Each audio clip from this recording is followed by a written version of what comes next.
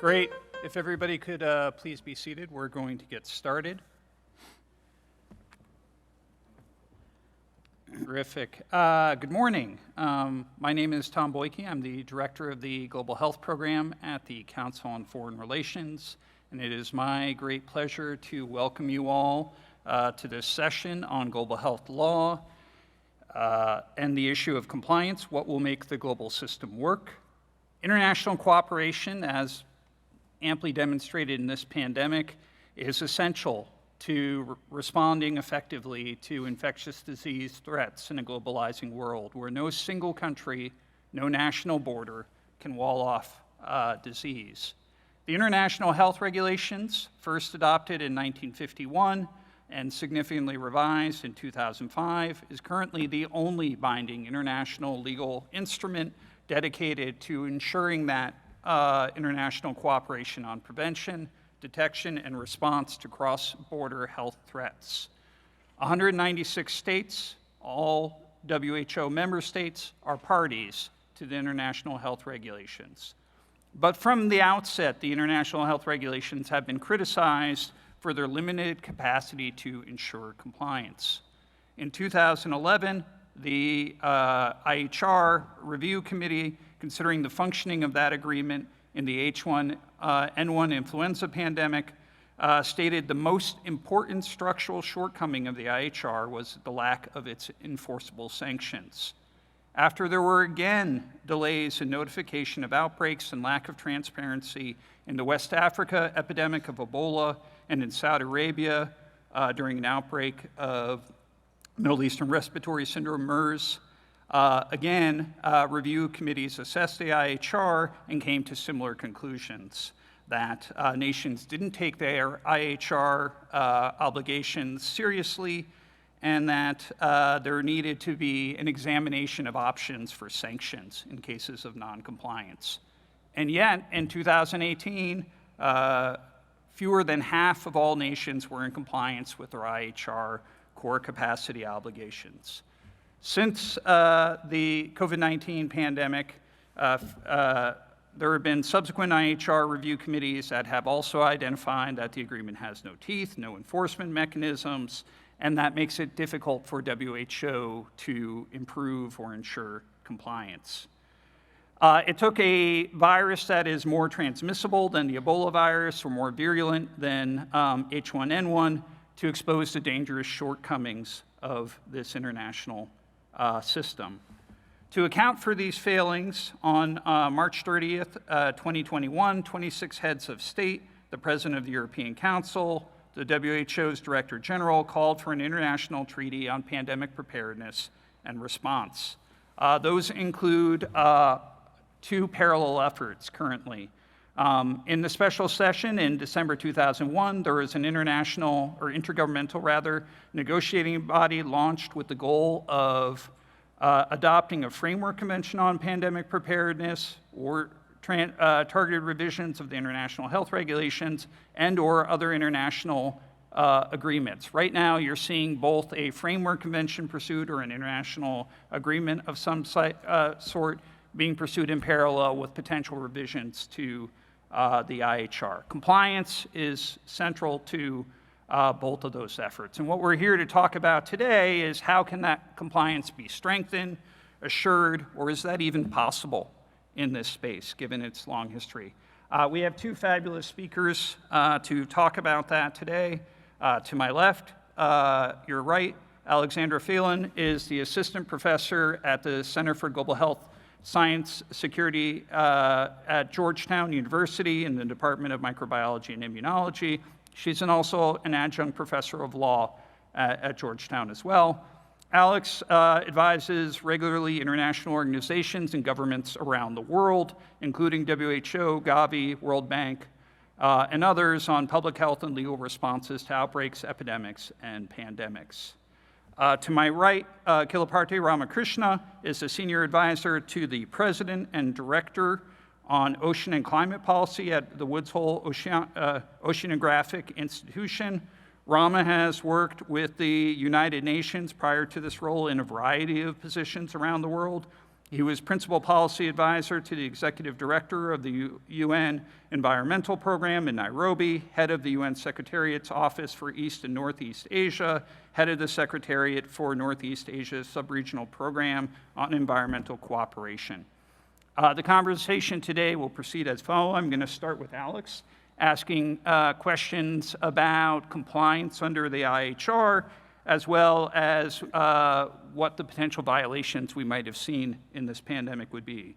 So, is there evidence the IHR has been violated and by whom, and how would compliance help? Then I'm going to switch over to Rama, and we'll talk about some of the analogies from the environmental sector that might spur new ideas on how to address compliance. I have been instructed to tell you a couple of things that you probably heard in multiple sessions. If you want to ask questions, you must do so by the app, which hopefully you all know about. And if you're seeking CLE for credit for this particular session, you must notify the people in the back, and they can help you with that. And with that, let me start with Alex. And Alex, is there, obviously global governance hasn't gone well in this pandemic.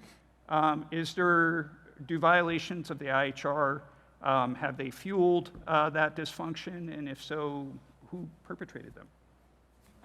Thanks, Tom. So I think to begin with is the actual obligations under the IHR, assessing whether compliance and violations of There we go, you can hear me okay? Yeah. Sorry, it looked green from here. So there's a considerable vagueness about assessing whether obligations under the IHR have been complied with or have been violated. And that's one of the inherent tensions when we have discussions about have obligations being complied with under the IHR.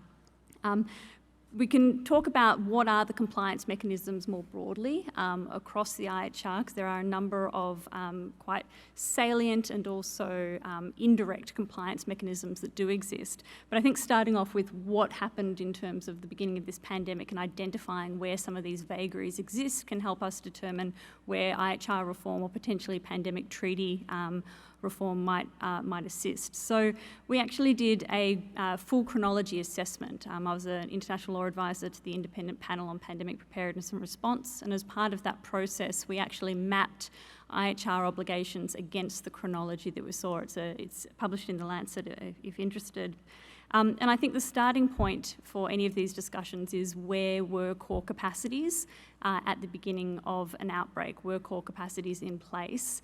And at that point in time, China had reported that it had 100% compliance with core capacities, as had many countries around the world that have not fared as well. So if we look at the beginning days of the outbreak, there is always a fog of outbreak. So even if you have a surveillance system that is set up, does it have the capacity to actually detect when an outbreak is occurring, and if that outbreak is a potential public health emergency of international concern versus an outbreak that might be able to be quite readily managed and not pose any international threat. So under Article 4 of the IHR, there is this obligation that there is local capacity to detect these events. And if we look at the timeline, this requirement for immediate detection, it really comes down to how we define immediate. We have within 3 days of the hospital report to the local government in Wuhan City, Municipal City Health Authority, a 72-hour period in which potentially we could be saying that this is actually an unacceptable delay. Again, this comes down to our definitions of what is immediate and the cost-benefit balance of what each day would actually cost for every single potential unknown or unusual case. If we then look at the obligations from to the international community in reporting to the from that national level up, there has to be that capacity to report from the local level up to the national level, because the national level government is who holds those obligations under international law. And that requires the national government to assess reports it receives within 48 hours under Article 6 of the IHR. And then if it is a potential public health emergency, within 24 hours to report that to the World Health Organization. And this is where we really start to see some of the nuance in compliance in the early stages. We have an assessment period that well exceeds that 48-hour period at minimum. Depending on where you start that clock on the day that doctors determined that there was a potential case versus the day that it was notified to the local health authority, we're looking at 5 to 7 days. So in terms of the beginnings of an outbreak, that's still a relatively short period, but we've all become quite familiar with the notions of exponential growth and how every 24 hours, every day counts in terms of intervening in an epidemic. Where we have quite a clear gap is the official obligation to notify WHO under Article 6. And from all the evidence that we examined, that never actually occurred. The way reporting occurred during this outbreak was that it was picked up, the Municipal Health Authority statement was picked up by a local journalist at Sina Finance, that was then picked up by ProMed Mail, which you might be familiar with, and then WHO essentially sought verification after a bit of a delay, to be perfectly frank, but sought verification from China about the outbreak. And so what we see here between Articles 6 to 10, this sort of vagary of trying to get more information from WHO, from China, and delays on both sides, to be frank, in terms of the lack of clarity of who was responsible for seeking verification under Article 10. And we're now sort of a week down the chain in terms of down the outbreak pathway. There is also an obligation for the continuing sharing of information, and that became a significant issue, not just in that first week, but throughout the first 3 months, particularly, of the epidemic. And to get information of public health information, so epidemiological information, which the IHR requires to be shared, but also, you may have been familiar with, there was a bit of an issue with the sharing of the genetic sequence data, which actually occurred relatively fast compared to other outbreaks, but we're talking on January 10, so we're nearly 2 weeks down the chain in terms of down the outbreak, and that was because of individual scientists who sought help from scientists in Australia. There are a number of other sort of compliance issues. We're really talking, this is just the very early days. There have been reports that some other countries had information about evidence of an outbreak in China. That would mean that their Article 9 obligations came into force, and failure to report of evidence of an outbreak in another country would be a violation of Article 9, although the United States does have a reservation to the IHR in which it states that any of its Article 9 obligations are waived if they have an impact on national security or give indications of national security issues. I think it's worth just mentioning before I pass the microphone back, most of the IHR obligations are really about this build-up to the point of outbreak notification and then notification and global alert. There are obligations that states do not impose overly restrictive control measures, and that includes unnecessary travel and trade restrictions under Article 43.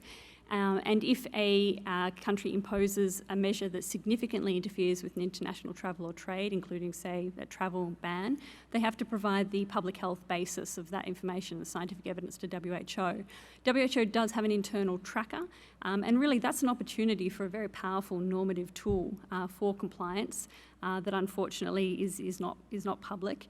But we have seen a changing utility and understanding of the evidence of what travel restrictions can be used for during a potential pandemic. And so this is an area that requires a lot of really careful thought, because it ties very closely into this potentially disincentivizing notifications in future outbreaks. Great. So it sounds like we had violations potentially in maintaining the capacities required under the agreement.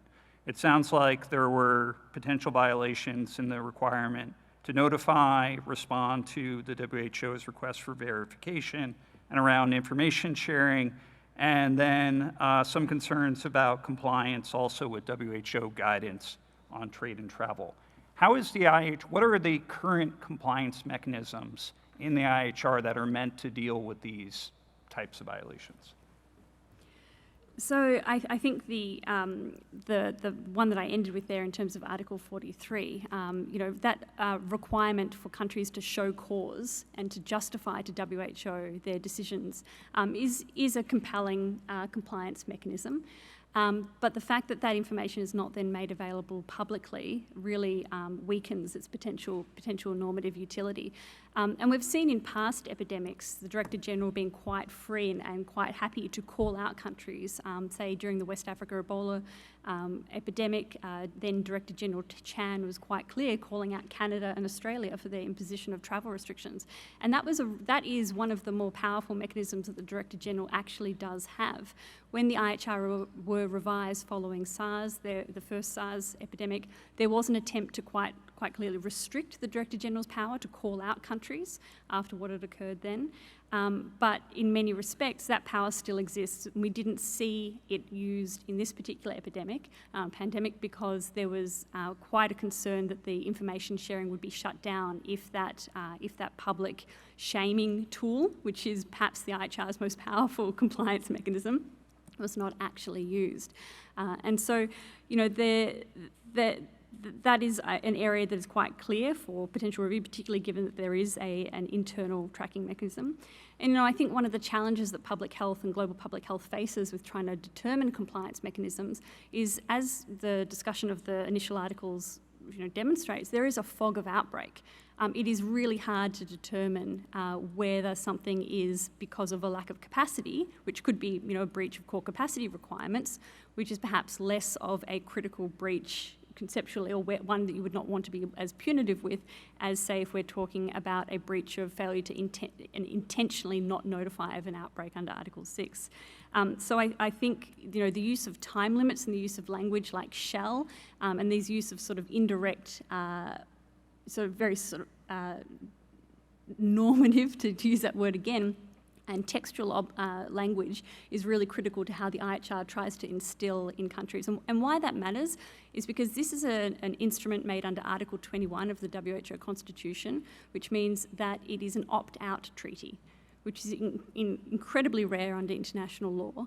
And the goal here is that to have powerful obligations like that are using shall language, that are using quite clear time limits, or to try to use quite clear time limits with a treaty that is legally binding on 196 WHO member states, is quite a powerful combination that has been put into place. I'll pause there. I've got more I could, of course, say. Well, let me draw you out a little bit more on compliance mechanisms, and then I'll turn to Ram after that. So you mentioned part of the challenge is the ambiguities around the language. Let's just stipulate that you have a clear violation, which you arguably do on notification and response to verification. What if there is a clear violation, other than naming and shaming, mechanisms to ensure transparency, what else does the agreement provide? So there's nothing particularly substantial in the case of a violation like that. There are reporting obligations that are in place to try and, that could be opportunities to call out violations like failures to use Article 6. There is the World Health Assembly, that annual meeting, which is, again, an opportunity for other member states as well as WHO to call out where there have been these violations and use the public shaming mechanism. But in terms of something like a financial penalty, even the idea of using membership penalties, which has been floated, but often only for financial recalcitrance rather than a legal obligation recalcitrance, there really is not much in the IHR at all. That's where that lack of teeth in terms of what we classically consider these sort of strong enforcement mechanisms. But I should say there's a rationale why public health has taken this approach, and that's because public health requires public trust, and that's whether we're talking at the domestic, local level, or whether we're talking at the international level. And one of the biggest concerns with any form of enforcement mechanism is the disincentive to rapidly notify future outbreaks, because there is that inherent potential fog of outbreak, that uncertainty. If you penalise in any significant capacity, there is a real risk that the next outbreak will not be reported in time because countries will try to deal with it themselves. That's probably the thorniest issue facing us under international law and the IHR right now, is that travel restrictions essentially are used in a punitive manner and some with basis, some without basis, in response to delays in notification. Great. Yes, and for those of you that don't follow this day to day, to build on what Alex said, not only were they widely used against China, trade and travel restrictions were also posed against South Africa, which had identified the Omicron variant, and that had consequences in its ability to conduct further research, and of course is a disincentive in that space. Rama has been very patient, so thank you so much. Let's talk a bit about, people have been looking to multilateral environmental agreements and some of the provisions that they've had, either around providing rewards or facilitative mechanisms to build up compliance and capacity. I would love to draw you out a bit to talk about a few of those examples that we might draw from in thinking about where the IHR or a international instrument on pandemic preparedness and response might go. Thank you very much, Tom. It's great to be here, and one of the things that, as a student of international law way back when, that we looked to specialized agencies and felt that they have got it right. Politics don't enter their considerations, and that is the model to pursue, and WHO was amongst them, because it's in the natural self-interest of countries to follow what WHO says ought to be done. You began your questions to Alex with in the context of the global governance. And I want to start there and then come down to multilateral environmental agreements more specifically.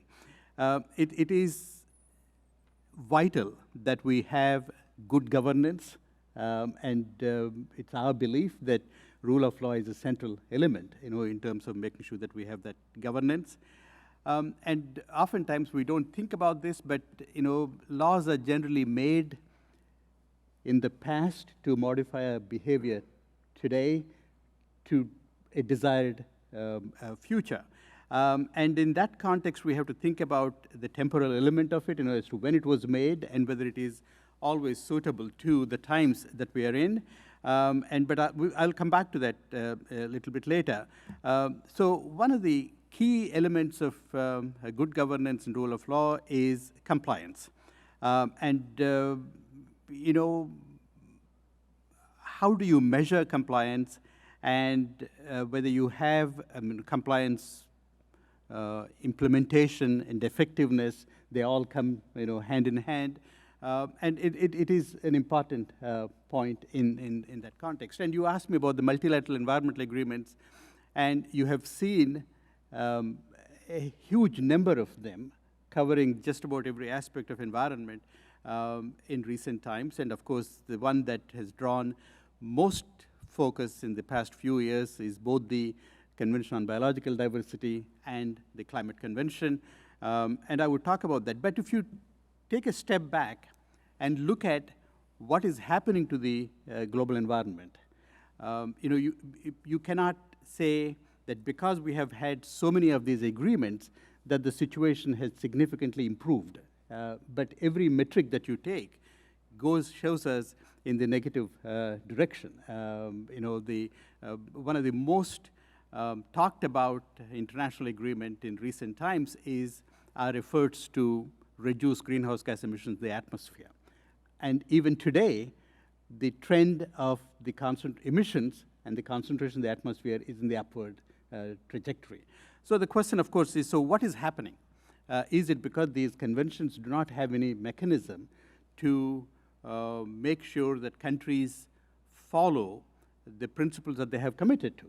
And the answer is not a straightforward no, though it appears because of the emissions that are continuing to increase and the deterioration in the global environment.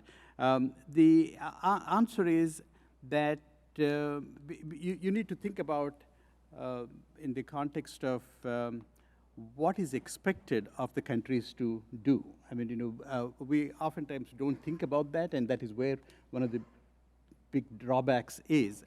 And as I began by saying, the question of how the multilateral environmental agreements negotiated and implemented, it is more political than has been the case with World Health Organization, particularly with the IHR. Obviously, when member countries come together, politics do enter into the scene, but it's a lot less than has been the case with these agreements. And a couple of, I talked about compliance, implementation, and effectiveness. One of the key things to keep in mind is you can comply with something without having to do a lot. It depends on the kind of agreement that we're talking about. And the fact that you have a detailed provisions for implementation does not necessarily mean that they have become effective in actual practice. And so this is a little complicated, but what is the approach that these environmental agreements have taken, and maybe something that the IHR in the new version that they're talking about might take up, is the two points that I want to make in that context. One is the emphasis on national communications.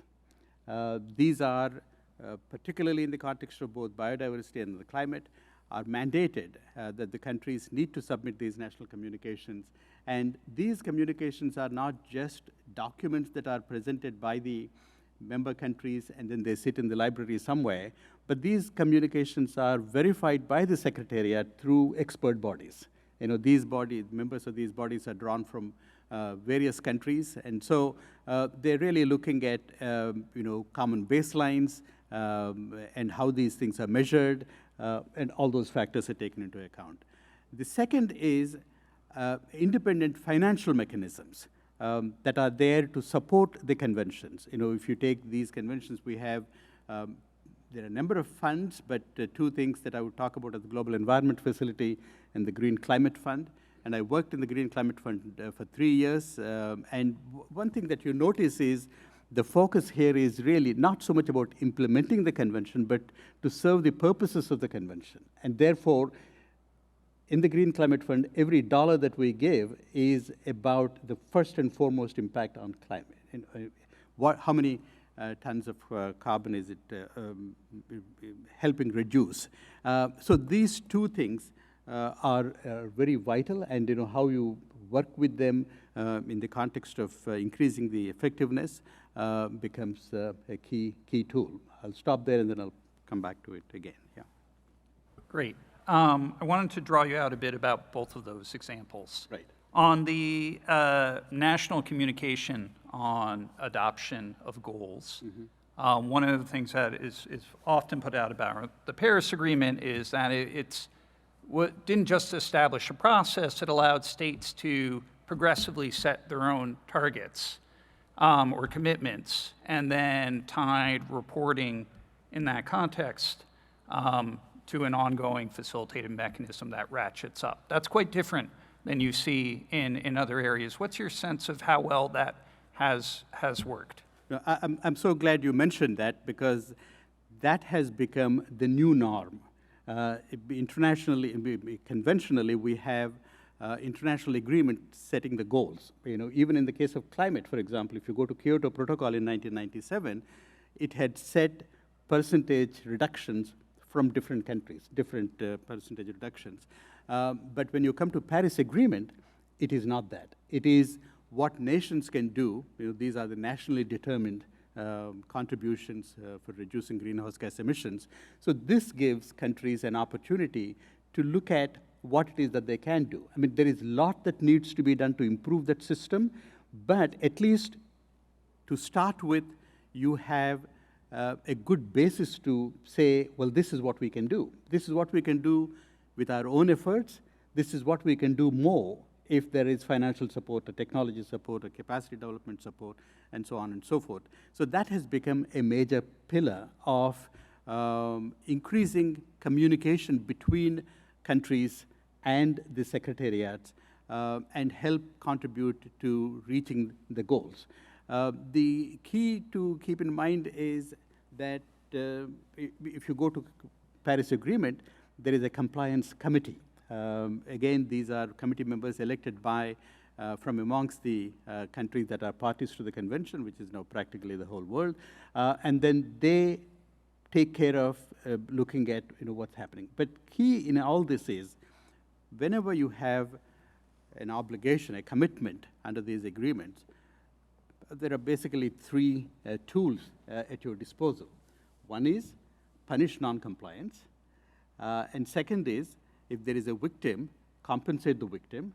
And third is, well, we did not succeed in this effort, and what can we do to improve the compliance? And in the case of environmental agreements, it's always been about take the experience that we have had and see how we can improve those conventions. So it is not punitive, and it's facilitative, and that is the approach that is taken by many of these environmental agreements. Great. I wanted to ask on the question of financial incentives. You talked about the funds that have been set up around building capacity and compliance, but the Montreal Protocol on substances that deplete the ozone layer also has financial consequences, potentially, for non-compliance, which is also something different than you see in the health space in terms of potential trade benefits for compliance and the removal of those benefits for non-compliance. Can you talk a little bit about how financial incentives, both positive and negative, work in these agreements? It's really a work in progress. I think what we have had major successes with the Montreal Protocol, and it has not been, I mean, there are many actors that tried to bring that into the climate negotiations, but that did not succeed. But what we do have with the climate agreement, for example, as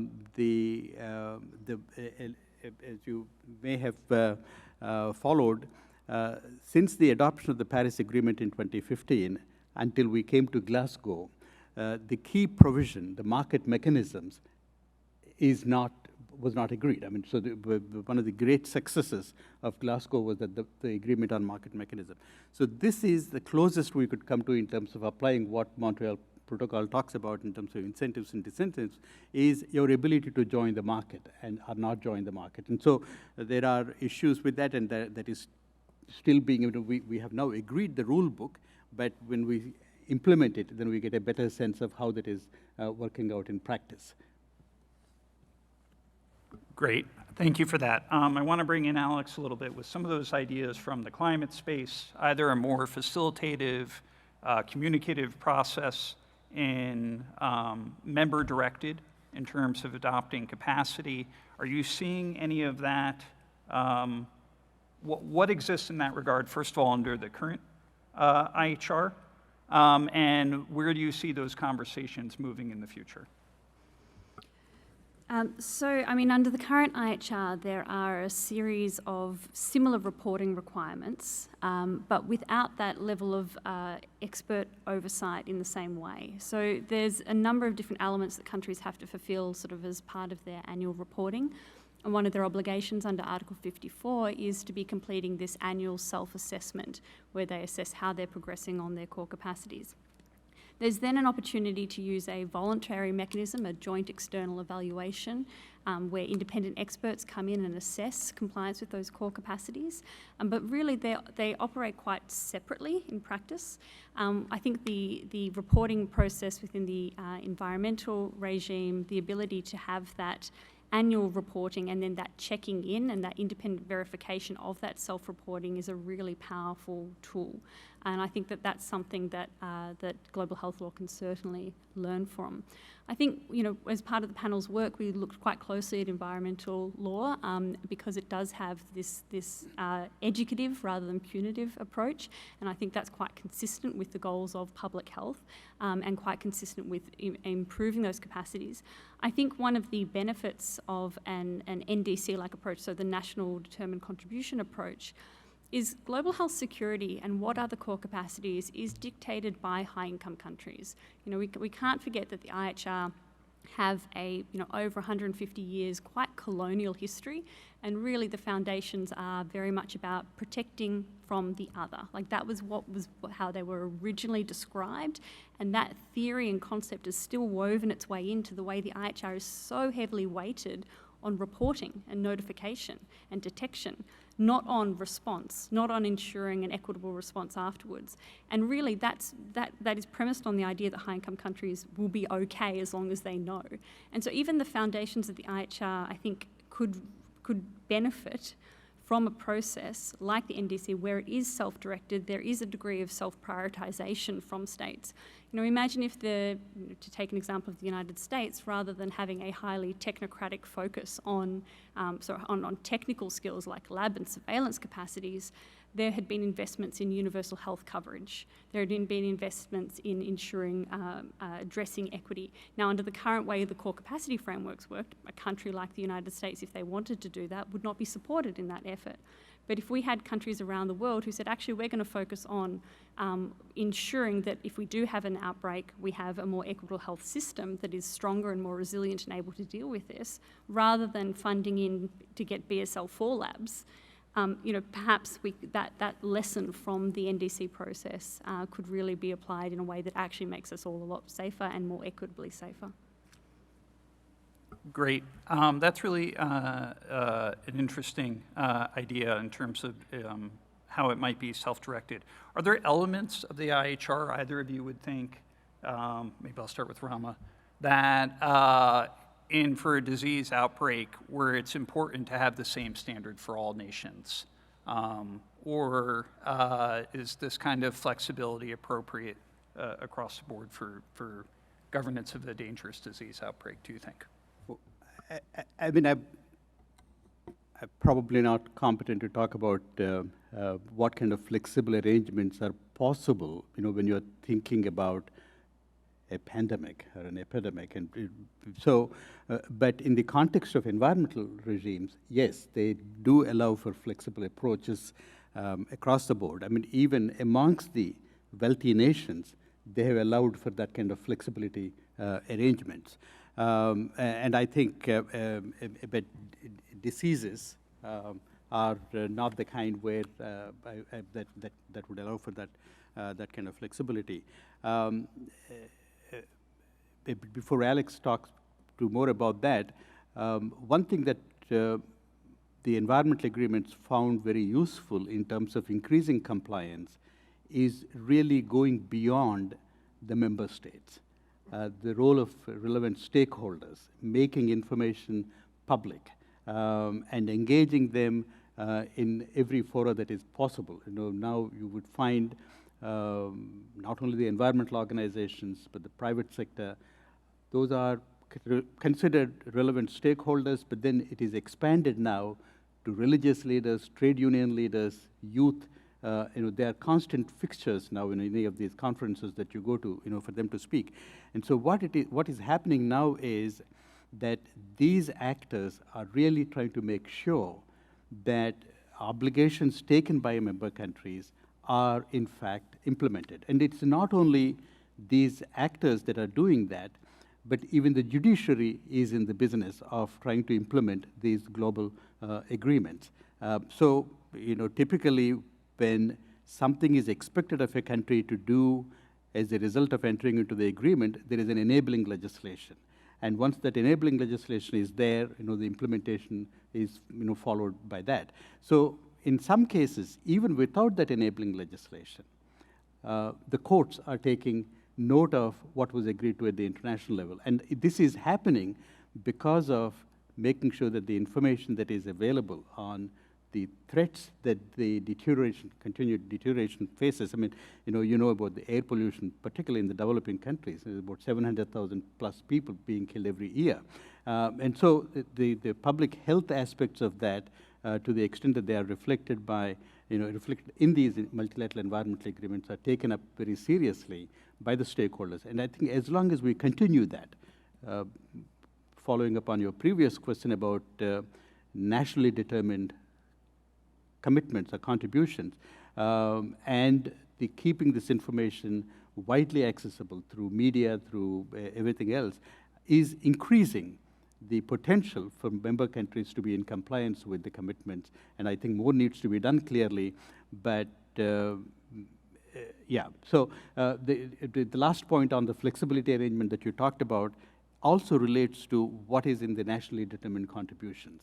What countries are doing is, well, these are the kinds of reductions that we can make, or these are the contributions we can make to reach the goal contained in the convention. But if we were able to get more support from you, this is the additional things that we can do. So that is another aspect of different levels of commitments. Great. Alex, any thought on what's appropriate to be nationally determined and what needs to be standardized across states? Yeah, so I think there is a minimum standard of information sharing and notifications, right? The earlier a country can respond and prepare if there is an outbreak occurring within their country or another country, the better. So I do think that there do need to be, whether that stays within the IHR rather than within, say, a pandemic treaty that might deal with a broader set of compliance and funding arrangements. So I think notification obligations with information sharing and including more expanded information sharing such as genetic sequence data sharing. Now, you cannot put those obligations on countries without, at the same time, putting in place equitable benefits sharing obligations. There is nothing under the IHR currently to do with the equitable sharing of vaccines, diagnostics or therapeutics, and because of developments in the environmental realm, in particular the CBD and Nagoya Protocol, we really cannot unlink those two issues, so the GSD and pathogen samples, and on the other hand, the equitable sharing of benefits. And so that's a real opportunity to build in those obligations. And I think also cooperative capacity building. I think the point that Rama just made at the end there about, this is what we could do with additional capacity assistance, and whether it be through a fund or through direct assistance from other countries, I think is something that could be quite interesting to explore. Great. We have about 20 minutes left. I'm going to ask questions for about another 5, and then I'll turn it over to the audience. So if you have questions, start thinking of them, because I'll reserve 15 minutes at the end for that. So I really like the point that Rama brought up around domestic constituencies, non-state actors. Important not only for the way one complies, and there's some element of this already in the IHR, in that non-state, you can look to non-state sources of information, but it's also having domestic constituencies allow the tools of compliance to work better, like reciprocity or the reputational benefits of compliance work better if there's a domestic constituency that cares about that reciprocity or those reputational harms. One of the things I really liked about what the independent panel did is look at the potential linkages of IHR compliances to other multilateral or intergovernmental institutions like the IMF and the World Bank, and how it might feed into their risk assessments and access to financing. Can you talk a little bit about the efforts to try to create that constituency? So I'm very limited on those particular efforts, and partly because I think I'm still grappling conceptually with how I feel about linking to World Bank and IMF funding here, but I do think there is an important role for these development banks and for these financial funds to play, given particularly even if you just frame it through the economic impacts that this has had globally, and so the interest of these institutions to support capacity building. If I may, I would like to sort of touch on that civil society point that you made, because I think this is one of the biggest challenges that the WHO faces with both IHR and pandemic treaty, and that is the engagement of civil society appropriately. One of the big tensions in WHO is civil society being deemed as a lump sum, which includes industry, and WHO is very clear about not engaging with industry. So something like the Framework Convention on Tobacco Control is very easy to say, okay, no tobacco industry, but we'll have civil society as other non-state actors involved.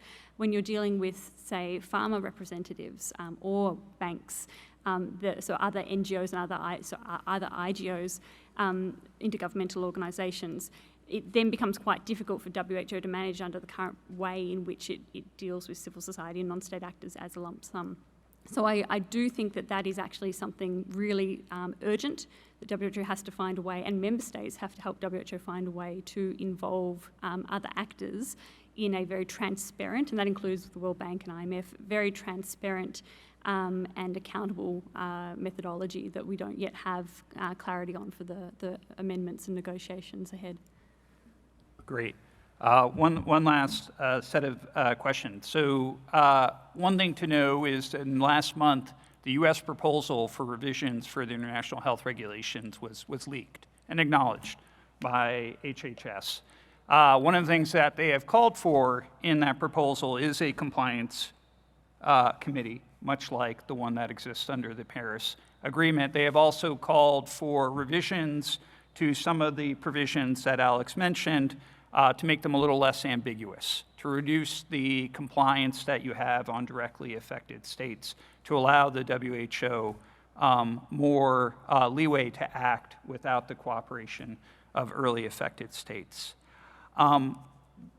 They don't have, at least in terms of the proposal, and that's just one state's proposal, anything on financing, anything on sanctions, anything on in terms of consequences of non-compliance. So whether that's removal of benefits. Right. And I'm wondering, to accept, just for the sake of argument, those set of provisions potentially go through, whether you think that's enough based on what we know from environmental law, a compliance committee, and some stricter provisions that reduce dependence on affected states, or whether we really need to see more and where that might come from. And Rama, why don't we go to you? Right. I don't want to give the impression, that non-compliance is essentially a feature of international laws. We have domestic laws that face the same kind of a different kind, but problems of implementation. At the domestic level, the compliance committees, particularly in the multilateral environmental agreements, and as you talked about in the Paris Agreement, they are still trying to get their rules of procedure agreed to. And one of the reasons why that is that there are strong pulls, in terms of penalizing countries that are not following these and through sanctions. But the approach I think that is going to be adopted is more of promoting countries to do what they must do in terms of coping with it.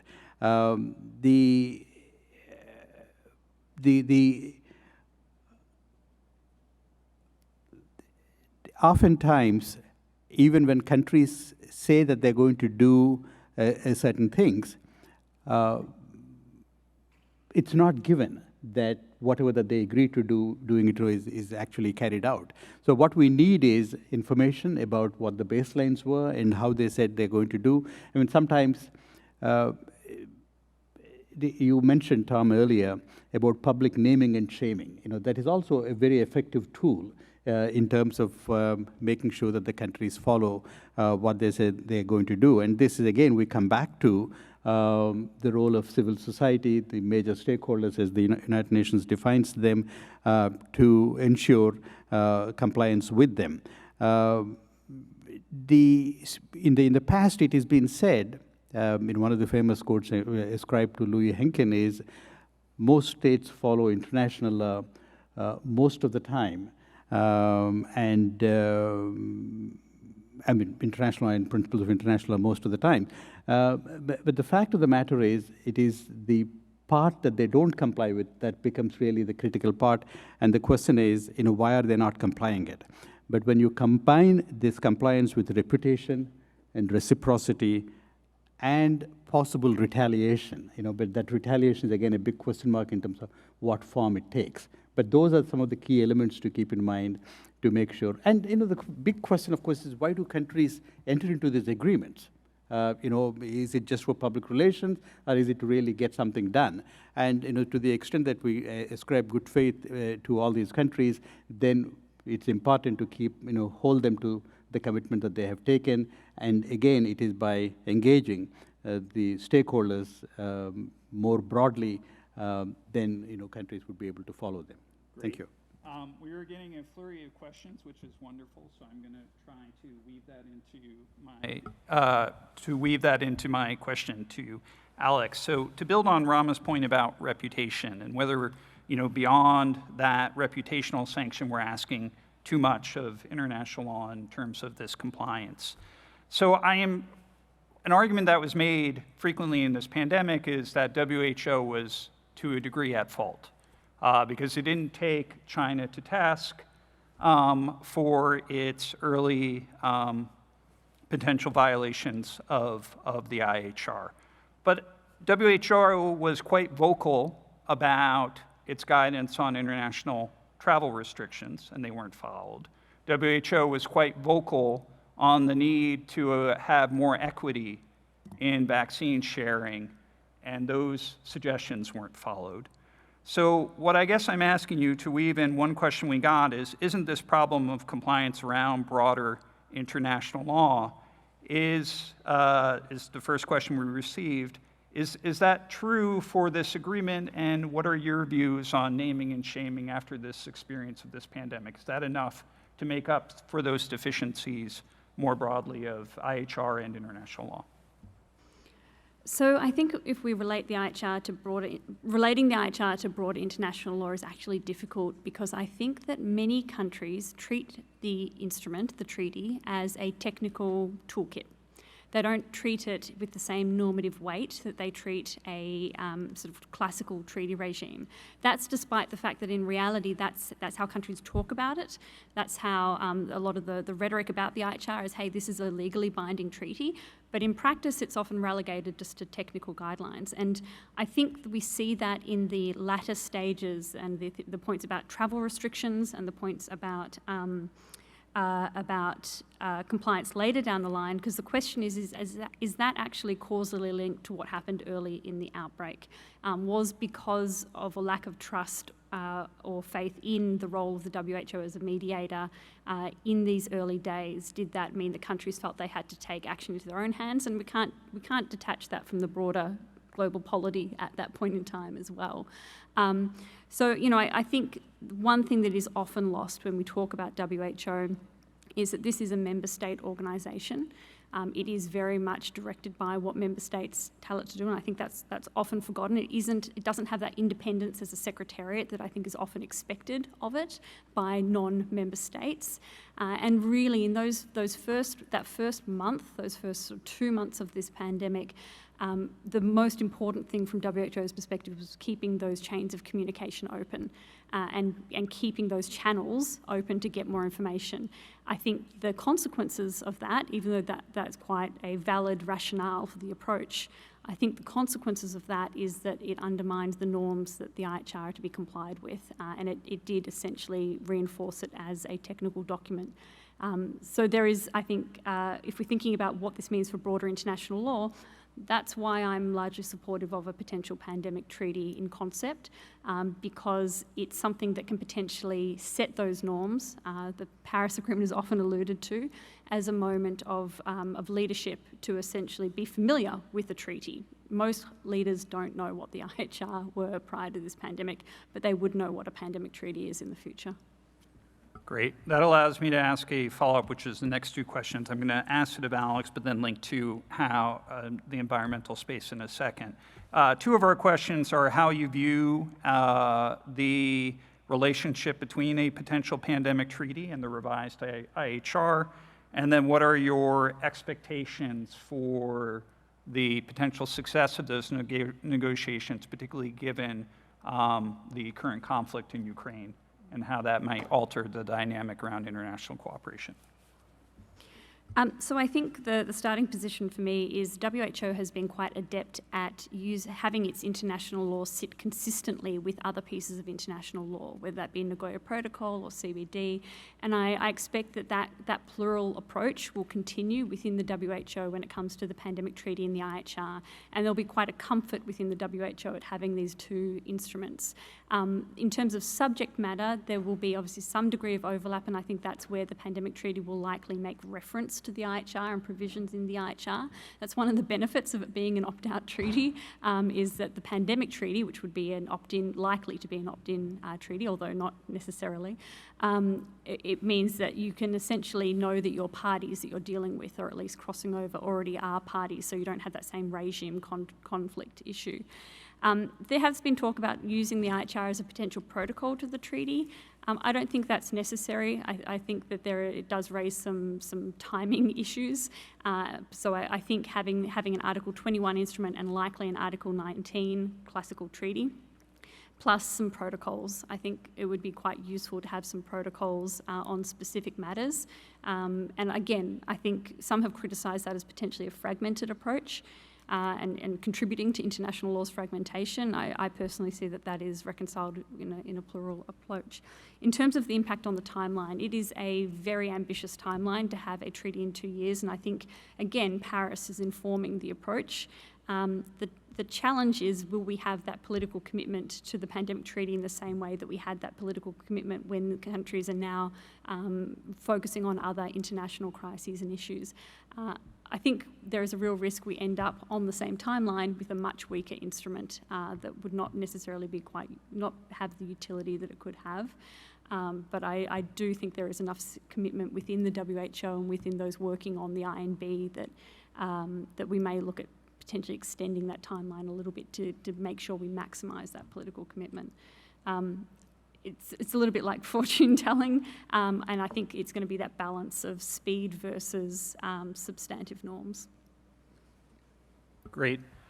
So let's connect that to the environmental space. What is, based on the experience that we've seen in multilateral environmental agreements, what should we expect in terms of a timeline in this space? And then with the current conflict, and maybe start here first, how has that affected negotiations or continue efforts to comply with these environmental agreements, given the discord happening or invasion happening in Ukraine? Right. If I could take slightly a different tack, Tom, it's not so much that the conflict in Ukraine is delaying what the pursuance of the environmental agenda, but the conflict in Ukraine gets to the core of the compliance issue that we're talking about. There is no stronger principle in international law than one's territorial integrity. And then that is violated now. So, in terms of, international norms and their implementation, you have the most egregious case right now in terms of what's happening in Ukraine. The pandemic had a much bigger impact in pursuing the environmental agenda through all the various conferences because simply people did not travel. And, for 2 years, there is a massive delay. Whether the same thing is going to happen because of the conflict in Ukraine, it's unclear. What is clear is it is increasing costs of aid travel, but it is taking place. I have not seen any of the meetings that are proposed for this year, including the one that is taking place next week in Palau. They're all to go. So it's not so much the conflict is having an impact, but the COVID definitely had a massive impact. But the challenge, going back to what Alex had said, is taking a really good look at the compliance committee that we have in the Paris Agreement and trying to find links with what IHR is trying to do with the new text. And I think there is really quite a lot that we can learn from each other.